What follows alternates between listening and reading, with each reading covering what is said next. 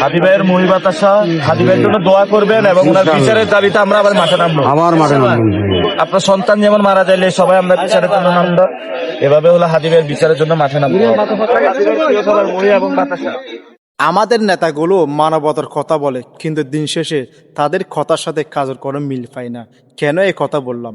আমাদের উসমা হাদি ভাই মারা গিয়েছে, আজ এতদিন হয়ে গেছে।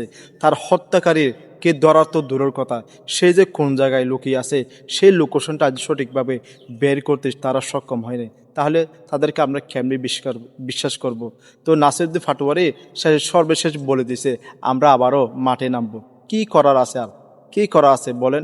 একজন উসমা হাদি ভাই জুলাই যুদ্ধ মারা গেল, আর যে সামনে একজন মারা যাবে তার বিচার হবে, তার কি গ্যারান্টি আছে? সেজন্য আশা করি আপনারা বুঝতে পেরেছেন পাটোয়ারি সাহেব এরকম একটা উদ্যোগ নিতে বাধ্য হয়েছে।